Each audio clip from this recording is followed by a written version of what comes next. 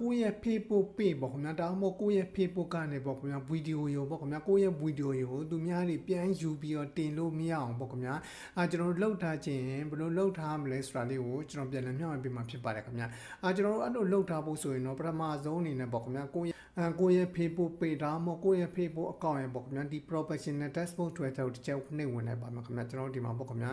ဒီ professional dashboard တွေတော့တစ်ချက်နှိပ်ဝင်လိုက်ပါမယ်နှိပ်ဝင်ပြီးတော့ကျွန်တော်တို့ကဒီမှာပေါ့ခင်ဗျာဒီမှာ content ဆိုပေါ့ခင်ဗျာဒီ content ဆိုတော့တစ်ချက်နှိပ်ဝင်လိုက်ပါမယ်ခင်ဗျာနှိပ်ဝင်ပြီးတော့ကျွန်တော်တို့ကဒီမှာပေါ့ခင်ဗျာဒီ C ပုံစံလေးပေါ့ခင်ဗျာဒီမှာ content ပေးမှာဒီ content ရဲ့ဒီ C ဆိုတာလေးကိုတစ်ချက်နှိပ်လိုက်ပါမယ်ခင်ဗျာနှိပ်လိုက်ရင်တော့ကျွန်တော်တို့ကပေါ့ခင်ဗျာဒီမှာပေါ့ခင်ဗျာဒီ setting နဲ့ကိုတစ်ချက်နှိပ်ဝင်လိုက်ပါမယ်ခင်ဗျာအဲ့ဝင်ပြီးတော့ကျွန်တော်တို့ကဝင်ပြီးတော့ကျွန်တော်တို့ကဒီ clock ကလေးပိတ်နေပေါ့ခင်ဗျာဒီ clock ကလေးကိုတစ်ချက်ဖွင့်ပေးထားမှာဖြစ်ပါတယ်ခင်ဗျာဒီပါပေါ့ခင်ဗျာ automatically ပေါ့ခင်ဗျာ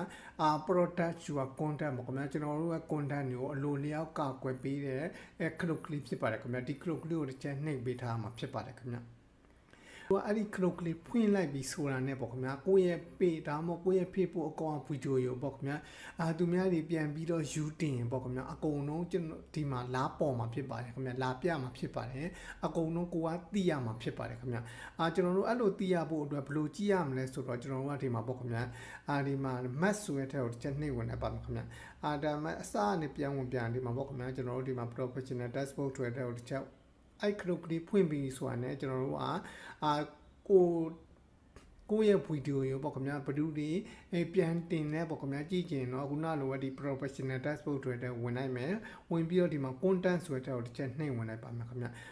နှိပ်ဝင်ပြီးရင်တော့ကျွန်တော်တို့ကဒီမှာပေါ့ခင်ဗျာတချို့ရဲ့ page မှာတော့ဒီနေရာမှာရှိတတ်ပါတယ်ခင်ဗျာနည်းနည်းအပြောင်းလဲတွေရှိတတ်တယ်ပေါ့ခင်ဗျာကျွန်တော်ရဲ့ဒီ account မှာတော့ဒီနေရာမှာပေါ်နေတာဖြစ်ပါတယ်ခင်ဗျာဒီကောင်လေးကတော့ဒီ content အနေနဲ့ဒီ content production ကတော့ဒီမှာအနည်းငယ်ပြောင်းလဲမှုတွေရှိတတ်တယ်ပေါ့ခင်ဗျာဒီမှာဒီ content production ကိုတစ်ချက်နှိပ်လိုက်ပါမယ်ခင်ဗျာနှိပ်ပြီးတော့ကိုယ့်ရဲ့ဗီဒီယိုတွေဘယ်သူတွေတင်းနေလဲသိချင်တော့ကျွန်တော်ကဒီမှာပေါ့ခင်ဗျာဒီမှာ map ဆိုတဲ့ထဲကိုတစ်ချက်နှိပ်ဝင်လိုက်ပါမယ်ခင်ဗျာကျွန်တော်ဒီ map ဆိုတဲ့ထဲကိုဒီ map ဆိုတဲ့ထဲကိုတစ်ချက်နှိပ်ဝင်လိုက်ပါမယ်ခင်ဗျာကျွန်တော်ဒီမှာ map ဆိုတဲ့ထဲကိုတစ်ချက်နှိပ်ဝင်လိုက်ပါမယ်ဒါဆိုတော့ဒီမှာပေါ့ခင်ဗျာကျွန်တော်ရဲ့ဗီဒီယိုကိုသူများတွေယူတင်တာဒီမှာအကုန်ပြနေမှာဖြစ်ပါတယ်ခင်ဗျာကျွန်တော်တို့ဒီမှာသိချင်ဘယ်လိုတင်လဲသိချင်ဒီမှာပေါ့ခင်ဗျာဒီမှာပြတဲ့ဗီဒီယိုတစ်ချက်နှိပ်ကြည့်လိုက်ပေါ့ခင်ဗျာနှိပ်ကြည့်တိုင်းဒီမှာသူ့ရဲ့ profile နဲ့ဒီမှာဗီဒီယိုနဲ့အကုန်လုံးပြနေမှာဖြစ်ပါတယ်ခင်ဗျာ viewer အစားကိုကအဲ့လိုပြနေတာဒီမှာကျွန်တော်ရဲ့ဗီဒီယိုပြန်တင်နေဆိုဒီမှာပြနေပြီသူ့ကိုခွင့်မပြုချင်ဘူးကိုကပိတ်ချင်တယ်ဆိုရင်တော့ဒီမှာပေါ့ခင်ဗျာဒီအလဲအား clock ကလေး block ဆိုတာလေးကိုတစ်ချက်နှိပ်ရမှာဖြစ်ပါတယ်ခင်ဗျာဒီကောင်လေးကိုနှိပ်လိုက်တာနဲ့ပေါ့ခင်ဗျာသူ့စီမှာပြက်သွားမယ်ဒါမှမပြက်တောင်မှပေါ့ခင်ဗျာအဲ့ဒီဗီဒီယိုကိုဘယ်သူမှမတွေ့ရအောင်ပေါ့ခင်ဗျာ Facebook ကပိတ်ပေးထားမှာဖြစ်ပါတယ်ခင်ဗျာဒါကတော့ခွင့်မပြုချင်ပေါ့ခင်ဗျာကိုကတကယ်လို့ခွင့်ပြုချင်တယ်ဆိုရင်တော့ဒီအောက်ကပေါ့ဟာလေးကိုတစ်ချက်နှိပ်ပေးထားမှာဖြစ်ပါတယ်ခင်ဗျာဒီမှာပေါ့အဲ့ဒါ release map ဆိုတာလေးကိုဒီကောင်လေးကိုကခွင့်ပြုတယ်ဆိုရင်တော့ဒီအောက်ဆုံးဟာလေးကိုရွေးပေးထားလိုက်ပေါ့ခင်ဗျာ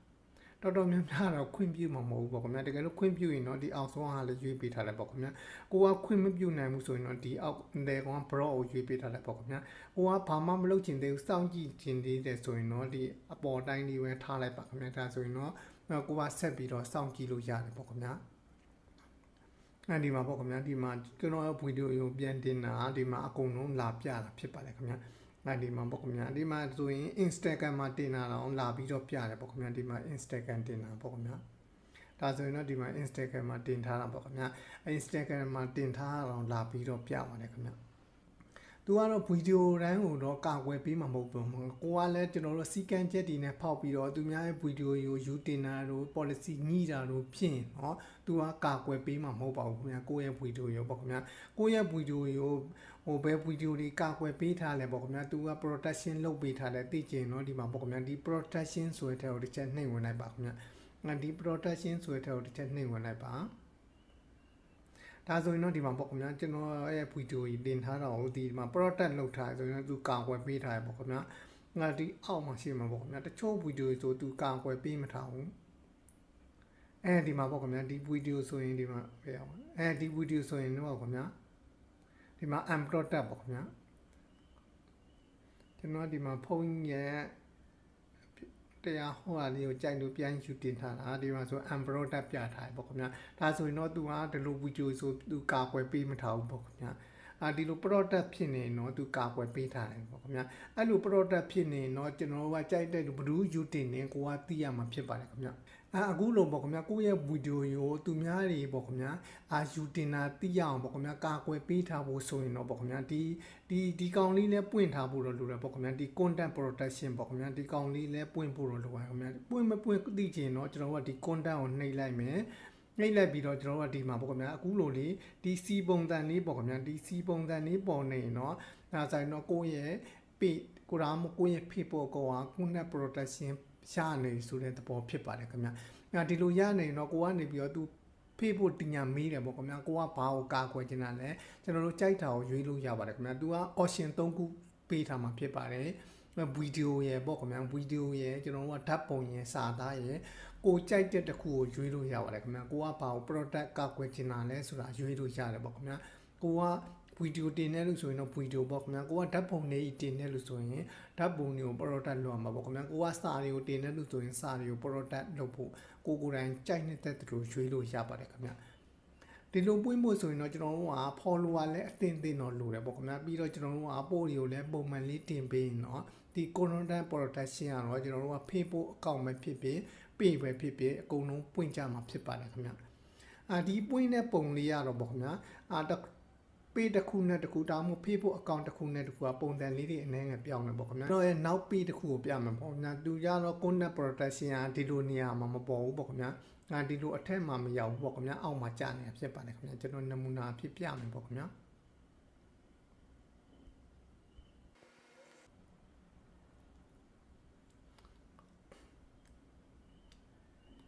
ဒီ page မှာကျတော့ကျွန်တော်တို့ကဒီမှာပေါ့ခင်ဗျာဒီ page မှာကျတော့ကျွန်တော်တို့ကဒီမှာ professional dashboard ကိုဝင်လိုက်မယ်ပေါ့ခင်ဗျာ